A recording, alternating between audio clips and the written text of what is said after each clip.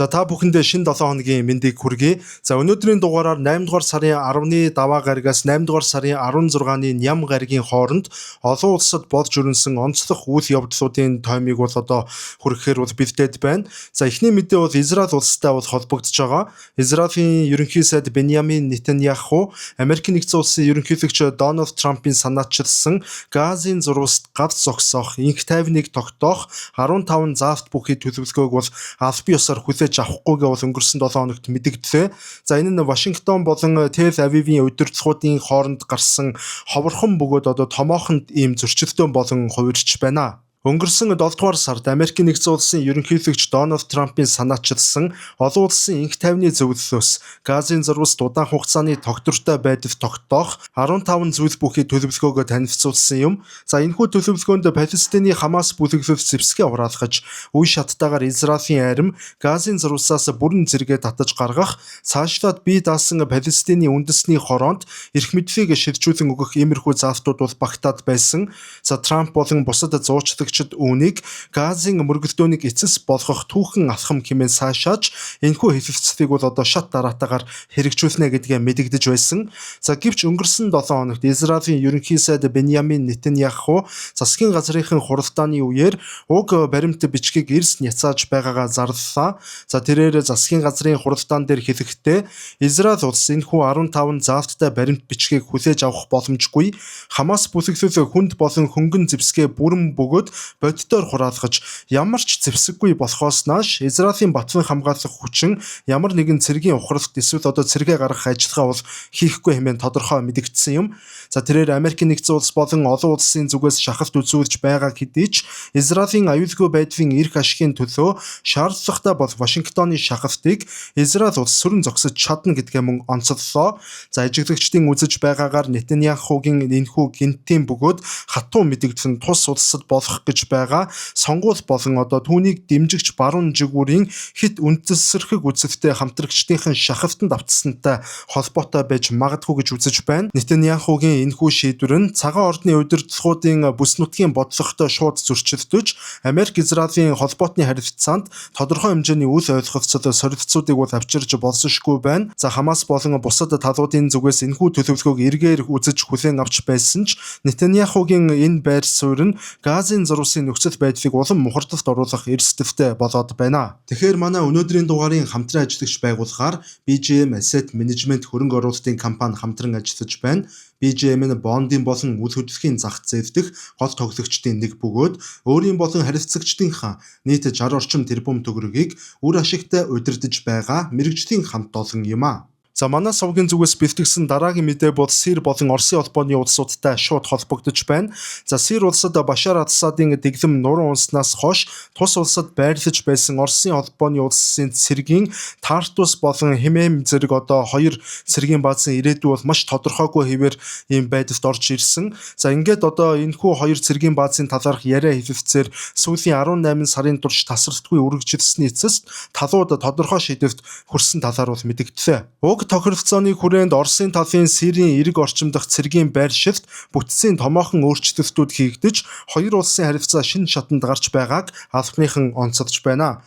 За Тартус бомбын худалдааны хэсэг болон Хэмэмийн цэргийн баазын нисэх буудал зэрэг иргэний зориулалттай объектуудыг Сирийн төрийн захиргаа иргэний нисгийн ерөнхий газарт шат дараатаагаар шилжүүлэн өгч үндэсний хэмжээний иргэний удирдлагад нэгтгэхээр тохиролцсон байна.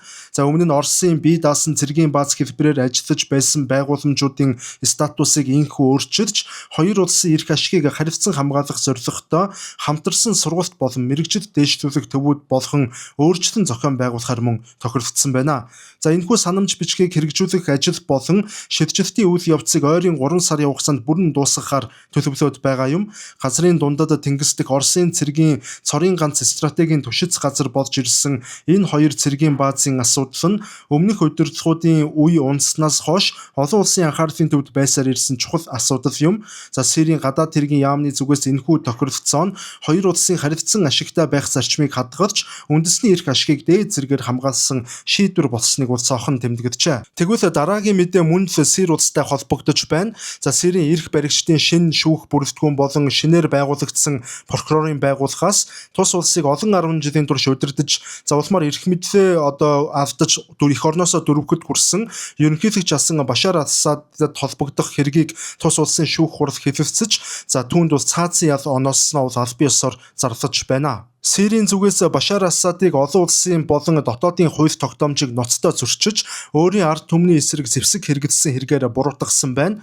Шүүх хуралдааны явц түүнийг эрх мэдэлд байх хугацаанд буюу иргэний дайны жилүүдэд химийн зэвсэг ашигласан, хүний амийг үе олноор нь хохироосон, харгас гэрцгийн шүүхийн бус ажиллагаа үйлдсэн, улс орныг эдийн засаг болон дэд бүтцийн хувьд бүрэн сөрүүлсэн хэмээх олон 10 хүнд гэмт хэрэгт түүнийг буруутгасан юм. Тэрээр эх орноо орхин дүрвэж шүүх хуралдаанд биеэр оролцох боломжгүй байсан тул хуулийн дагуу ичнэ байдлаар шүүж хамгийн хүнд ял болох цаазын ялаар шийдэгсэн байна. Башар Асадын дэглэм нуран унаж шин засаглал тогтсны дараа явуулж буй энэхүү шүүх ажиллагаа нь Сир улсын түүхэнд хууль ёс, шодрог ёсыг сэргээх, хохирогчдын эрхийг хамгаалах чиглэлээр хийж буй томоохон алхам болж байна гэж шинэ эрх баригчдын зүгээс бол мэдэгдсээр байгаа. Энэхүү шийдвэр нь олон улсын хамтын нийгэмлэгийн анхаарлыг дахин татаж байгаа бөгөөд хүний эрхийн байгууллагууд болон хохирогчдын ар гэрийнхэн энэхүү шүүх хурлын шийдвэрийг түүхэн үйл явдал хэмээн эргээр хүлээн авч байна. Одоогоор гадаад улсад орогнож байгаа Башар Асадын зүгээс тус шүүх хуралтай холбоотой ямар нэгэн аль бие ёсны тайлбарыг хийгээгүй хэвээр байна. Дараагийн мэдээ бол бүгд найрамдах Хятад ард улсын зүүн эргийг хүчтэй хар салхит дайрч тус эргийн 1 сая гаруй оршин суугчвал яаралтай нүүлгэн шилжүүлэлтэнд хамрагдсантай холбоотой мэдээ байна. Хятад улсын зүгээс зүүн эргийн бүс нутгийг энэ жил тохиолдсон хамгийн хүчтэй халуун орны циклон болох Долфин хар салхит дайран өнгөрсний улмаас томоохон хэмжээний гамшиг нүүрлэж орон нутгийн удирдлагууд 1 сая гаруй хүнийг аюулгүй газар нүүлгэн шилжүүлсэн байна.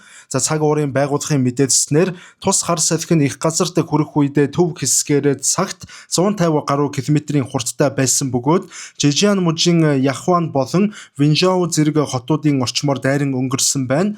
Салхины эрч маш хүчтэй байсан тул эргийн бүс нутгуудад өндөр түвшний улаан түгшүүрийн сэрэмжлүүлэг зарлаж далайн бомбуудын үйл ажиллагааг түр зогсоохоос өөр аргагүй болсон юм. Гамшигын аюулаас урьдчилан сэргийлэх зорилгоор Жижиан мужийн Винжоу болон Тайжоу зэрэг хотуудаас л гэхэд хэдэн 100 мянган оршин суугчдыг яаралтай нүүлгэн шилжүүлж олон зуун түр хорогдох байруудыг нээгээд байна.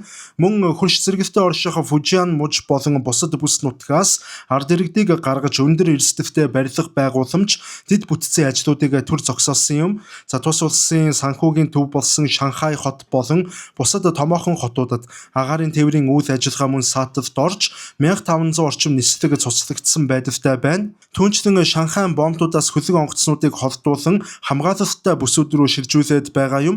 Мэргэжилтнүүдийн анхааруулж буйгаар Долфин хар салхины хүч одоогоор суларч эхэлсэн ч үргэлжилсэн хүчтэй аадар бороо орох тул их газрын болон төвийн бүсээс баруун өмнөд хэсгийн мужуудад үер усны аюул хөрсний нуранг зэргүүд үүсэх өндөр эрсдэлтэй хэвээр байгаа талаар мэдээллээ.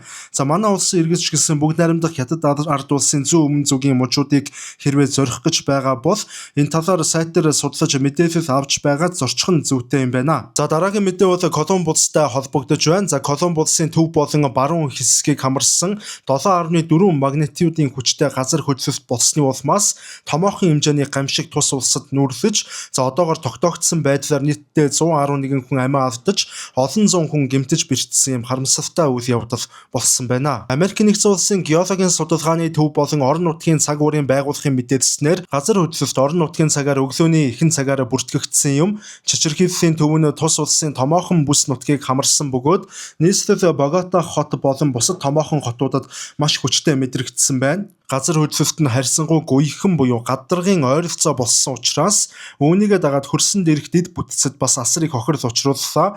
Гамшигын улмаас олон 10 барилга орон сууцд нуран унаж нуранган доор бас хүмүүс дарагдсан байж болсошгүй юм нөхцөл байдал үүсээд байна. Эрчим хүчний шугам харилцаа холбоо болон авто замууд ноцтой эвдэрч сүтгэгдсэн учраас аврах багийнхан гамшигт нэрвэгдсэн алслагдсан бүс нутгуудад хүрэхэд хүндрэл учруулж байна. Колумбийн засгийн газар улс даяар онцгой байдал нийгэмлэгт зарлаж, зэвсэгт хүчин, улаан загал маань нийгэмлэг болон сайн дурынхныг оролцуулсан томоохон хэмжээний эрен хайх аврах ажиллагааг шуурхай эхлүүлээд байгаа. За мөн нуранган доороос хүмүүсийг эссэн мэнд гаргах ажил тасралтгүй үргэлжилсээр байна. Энэхүү байгалийн гамшигын улмаас ам үргэлжсэн хүмүүсийн тоо одоогоор 111-т хүрээд байгаа боловч энэ тоо цаашид өсөх магадлалтай хэвээр байгаа бөгөөд Латин Америкийн болон бусад орнуудын удирдлагууд Колумбийн ард түмэнд гүн эмгэнэл илэрхийлж хүмүүнлэгийн тусламж болон эрен хайх багуудыг илгээхэд бэлэн байгаагаа мэдэгдсээр байна. За тус улсын ерөнхийлөгч болон холбогдох сайд нар яг энэ цаг үед гамшигт нэрвэгдсэн бүс нутагт биечлэн очиж нөхцөл байдлыг газар дээр нь хянан ажиллаж байна.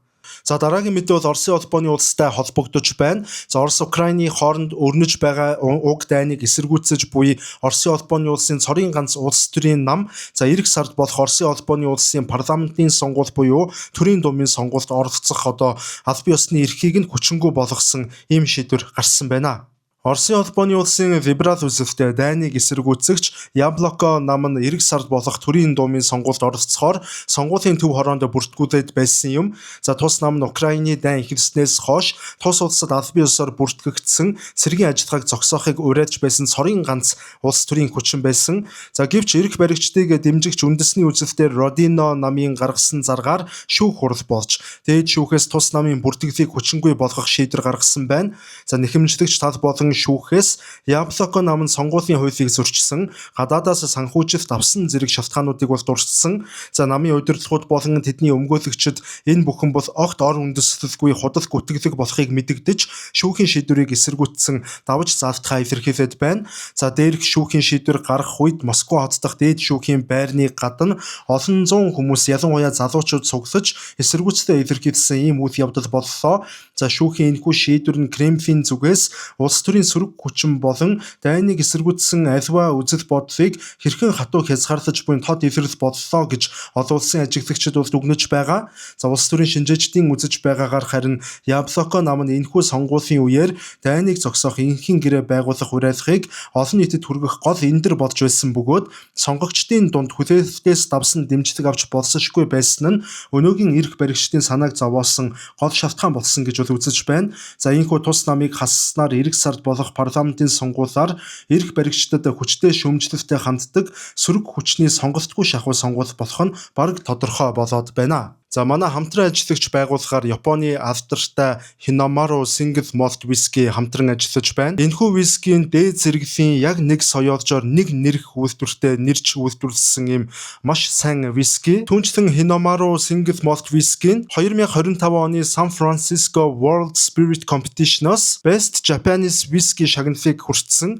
За түүнчлэн 2 удаагийн алтан медальтай дэлхийн шилдэгүүдтэй энэ зэрэгдсэн Японы Single Malt Whisky байна. За дараагийн мэдээ бол Оросын холбооны улсын шоронд хоригдож байсан Америкийн нэгдсэн улсын тэнгисийн явган цэргийн албан хаагч асан Роберт Гилман судлагдсантай холбоотой мэдээлэл байна. Оросын холбооны улсад олон жил хоригдож эрүүл мэнд нь эрс дороотоод байсан Америкийн нэгдсэн улсын тэнгисийн явган цэргийн албан хаагч асан Роберт Гилман хүмүүнлэгийн шалтгаанаар эргчлөөтэй болж эх орондоо буцсан иржээ. Оросын холбооны улсын ерөнхийлөгч Владимир Путиний зарилгаар түүнд өршөөл үзүүлж ямар нэгэн хоригдлуудыг солилцох хэлэлцээр хийлгүүгээр түүнийг шууд суллсан байна. За өдгөө 32 настай Роберт Гилман нь 2022 оны 1-р сард Оросын Воронеж хотод галт тэргээр зорчиж явах үедээ саатуулагдсан юм. Оросын шүүхээс түүнийг согтуугаар цагдаагийн ажилтнанд хавтсан гэх буруутгалахаар эхлээд 3.5 жилийн хорих ял оноосон бөгөөд хожим хорих ангид байх хугацаанд албан хаагчийн биед хавтсан гэдэг нэмэлт шалтгаанаар түүний ялыг нь сонгож байсан юм а. За гэвч түүний ар гэрийнхэн болон өмгөөлөгчд нь тухайн үед эрүүл мэндийн шалтгаанаас болж санамсаргүй байдлаар ийм зөрчил үүссэн гэж үзэж Оросын талын тавьсан яллах дүгнэлтийг эсэргүүцсээр ирсэн. За сүүлийн саруудад Роберт Гилманы эрүүл мэнд эрс муудаж шоронгийн эмнэлгээс иргэний эмнэлгийн сэтгцийн тасаг руу шилжүүлэгдээд байсан юм.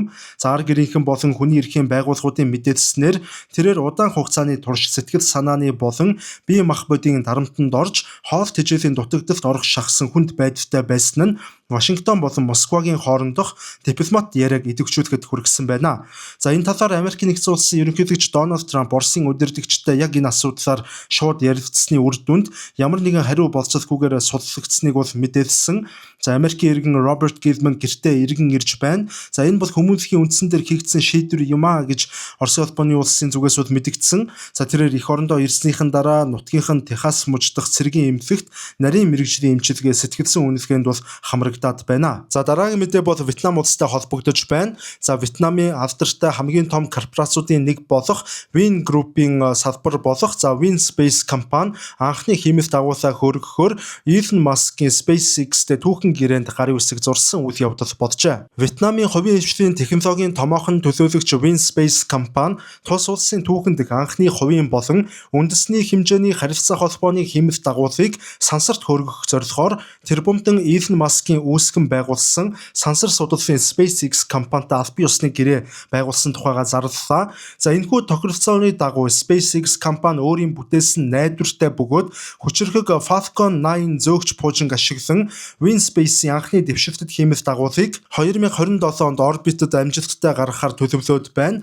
За уг хиймэл дагуул нь өндөр хүчин чадал бүхий холбооны болон өгөгдөлт дамжуулах технологиор тоноглогдсон байх бөгөөд зөвхөн Вьетнам төдийгүй зүүн өмнөд Азийн бүс нутгийг тэр чигт өндөр хурдын интернет болон холбооны найдвартай сүлжээгээр хангахад чухал үүрэг гүйцэтгэх юм. За Win Space компани нь энэхүү төслөөрөө дамжуулан сансрын технологийн зах зээлд хөл тавьж байгаа бөгөөд дотоодынхон сансар судлалын дэд бүтцийг хөгжүүлэх, эдийн засгийн дижитал шилжилтийг эрчимжүүлэх томоохон алхам хийж байна. За ажиглагчдын үзэж байгаагаар энэхүү гэрээ нь Вьетнам улс зөвхөн гадны технологи ашиглагч байхаа болж дэлхийн сансар судлалын зах зээлд өөрийн гэсэн байр суурьтай тоглогч болон гарч ирж буй тод дэлгэрэл болж байна.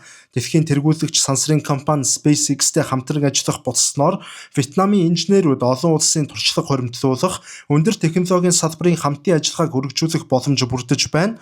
За 2027 онд товлогдсон уг хиймэл дагуулх хөргөх ажиллагаа нь Вьетнамын шинжлэх ухаан технологийн түүхэнд цоо шин 90 үеийг эхлүүлсэн томоохон үйл явдал болж байгаа нь дамжиггүй юм а. За дараагийн мэдээллийг хүргэе. За Америкийн нэгдсэн улсын тэнгисийн хүчний USS Abraham Lincoln нисэх онгоц тээвэрлэгч хөлөг онгоцсон дээр алх хааж буй 5000 гаруй орчим цэрэг дайчид бол одоо 9 сарын турш тасралтгүй далаад үүрэг гүйцэтгсэний улмаас тэдгээр цэргийн албан хаагчдын сэтгцийн эрүүл мэндийн одоо ноцтой хямралд өртөж за стресс нэрвэгдээд байгаа талаар цэргийн мэрэгжлийн хэвлэлүүд болон албаны их сурвалжууд мэдээллээ. Уг байлдааны хөлөг онгоц нь ойрох дорнотох цэргийн ажиллагаа тэр дундаа Иран улсын эсрэг явуулж байгаа бодлогын хүрээнд бүс нутагт удаан хугацаагаар байрлаж байгаа юм. Ердийн үед тэнгисийн цэргийн байлдааны хөлөг онгоцны ээлж 6-аас 7 сарын хугацаатай үргэлжлэдэг бөгөөд энэ хугацаанд цэргүүд амарч хангамж сэлбэх зорилгоор бомбуудад зочлон хуурай газар дээр бол хөл тавьдаг дүрмтэй. За гэвч геополитикийн нөхцөл байдал болон байлдааны өндөржүүлсэн бэлэн байдлаас шалтгаалаад USS Abraham Lincoln хөлгийн ээлж сунгагдаж орчин үеийн түүхэнд рекорд тогтоохуйц удаан хугацаанд буюу бараг 9 сар гаруй хугацаагаар газар дээр хөл тавилгүйгээр далаад саадсан нь цэргүүдийн бие махбод болон сэтгэл зүй тасрыг ачаалал өгч эхэлсэн байна. За цэргүүдийн гэр бүлүүд болон хууль тогтоогчдын зүгээс энэхүү нөхцөл байдалд гүнээ санаа зовниж байгаагаа мөн илэрхийлсээр байгаа. За цэргүүдийн дундаа сэтгэл санааны хит ядаргаа архаг нойргуудад газар авч зарим алба хаагчдын сэтгэл зүй хит хүндэрсний улмаас хөлгөөс үсэрч амиа хорлохыг завдсан харамсалтай тохиолдлууд гарсан талаар за Navy Times болон Stars and Stripes зэрэг сонингууд мэдээлсэн. За тухайлбал 8 дугаар сарын эхээр нэгэн цэрэг хөлгөөс унаж алга болсныг 90 хайх ажиллагаа явуулсны үр дүнд 9 минут олж авч чадсан боловч за энэ явдал нөхцөл байдал хэр хэмжээнд хурцлаад байгааг харуулсан бодит дохио болсон юм. За түүнчлэн хөлөг онгоцсон дээрх хүнсний болон ундны усны хангамж, агааржуулалтын систем болон анхан шатны үйлчилгээ үе үе тасалдаж ар гэрийнхэнтэй холбоо ойрох боломж хязгаарлагдмал байдалд байгаа нь цэргүүдийн стрессийг улам бүр нэмэгдүүлсэн гэж үзэж байна. Энэхүү асуудал Америкийн нэгдсэн улсын Конгрессийн болон олон нийтийн анхаарлын төвд орж Пентагоноос тайлбар шаардсан өндөр түвшний маргаан энэ цаг мөчид дэгдэж байна. Цэргийн командлал болон Пентагоны зүгээс хөлөг онгоцсон дээр сэтгэл зүйн тусламж үзүүлэх мэрэгчлэтнүүд мөн шашны номлогчид ажиллаж байгаа бөгөөд эрүүл мэндийн хүндрэлтэй цөөн тооны тохиолдлуудад шуурхай арга хэмжээ авч ажилласан гэдгээ бол мэдгдсэн. За удирдлагуудын зүгээс цэргүүдийн ачааллыг бууруулах зорилгоор тус хөлгийг өөр нэгэн хөлөг онгоцоор сольж эх оронд нь буцаах шилжилтийн ажлыг шуурхай зохион байгуулж эхэлсэн гэдгээ бол дуулгаж байгаа юм а. За дараагийн мэдээг та бүхэндээ хүргэе. За Оросын улбооны улсын ерөнхийлөгч Владимир Путин Япон болон Оросын улбооны улсын хооронд олон жил маргаантай байж ирсэн номхон далайн эргийн Курилын арлуудад аль бие усны айлчлал хийсэн нь Японы засгийн газрын шууд эсэргүүцэлтэй бол тулгараад байна. За энэ явдал нь бол Оросын төрийн тэргүүний хувьд бол тус аралт хийсэн анхны айлчлал болж байгаагаар маш их онцлогтой юм а. Оросын улбооны улсын ерөнхийлөгч Владимир Путин Сахалины арал дээр Оросын номхон далайн флотын сургуулалтын төгсгөлийг үзэж сонирхсныхан дараагаар Курилын арлуудын гол хэсэг болох Этруп арлд хүрэлцэн очиж нутгийн ард иргэдтэй уулзаж загас боловсруулах үйлдвэр эмнэлэг сургуулийн үйл ажиллагаатай танилцжээ. Дэлхийн 2 дугаар дайны төгсгөлд зөвлөлт холбоот улс уг арлыг өөрийн мэдэлд авсан боловч түүнээс хойш Этруп, Конашир болон Шикотон, Хабама гэсэн дөрвөн арлыг Японы тал өөрийн түүхэн болон хууль ёсны газар нутаг хэмээн шаардсаар ирсэн түүхтэй. За уг газар нутгийн маргаанаас болоод Москва болон Токиогийн хооронд өнөөдрийг хүртэл дэлхийн 2 дугаар дайныг аль бие усаар өндөрлүүлсэн амин чухал гэрээг байгуулж чадаагүй хэвээр байдаг. За Владимир Путиныг тус арлуудад газардаж үйл ажиллагаатай танилцсны дараагаар Японы ерөнхий сайд Санао Такайчи болон гадаад хэргийн сайд Тошимуци Мотеги нар за уг айлчлалыг огт хүлээн зөвшөөрөх боломжгүй үйлдэл хэмээн мэдэгдэж эсэргүүцэлтэй илэрхийллээ.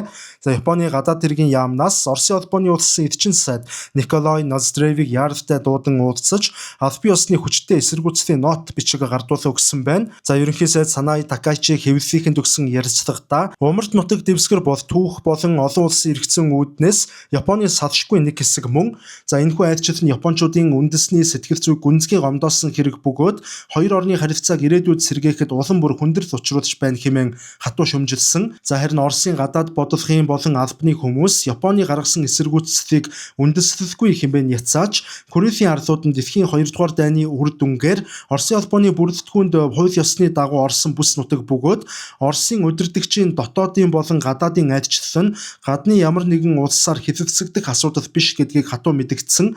За Украин дахь дайн болоод бусад геополитикийн асуудлуудаас шалтгаалan аль хэдийн хурцтаад байсан Орос-Японы харилцаанд энэхүү айлчлал нь дипломат хурцдмал байдлыг улам дэврэгсэн үйл явдал болж хувирч байна. За дараагийн мэдээгээ та бүхэндээ хүргэе. Америк нэгдсэн улсын ерөнхийлөгч Дональд Трамп за Нью-Йорк мужид болсон улс төрийн арга хэмжээний үеэр Ирантай үргэлжилж буй мөргөлдөөн амжилттай өндөрлсөний дараагаар дэлхийн эрчим хүчний гол артерийн судас болох Ормузын хоолойг Америк нэгдсэн улсын газар нутгаар тун удахгүй тунхаглан зарлах болно гэдэг юм ностой мэдээллийг бол хийлээ. Америк нэгдсэн улсын ерөнхийлөгч Дональд Трамп өөрийн үгэндээ Америк нэгдсэн улсын зэвсэгт хүчин тус бүс нутагт болон стратегийн чухал усан замын хөдөлгөөнд бүрэн хяналтаа тогтсныг онцлоод бид Ираныг бут цохиж дууссаны дараагаар тун удахгүй Ормузын хоолойг Америк нэгдсэн улсын аль бие усны газар нутаг хэмээн зарлах болно гэж мэдэгдсэн.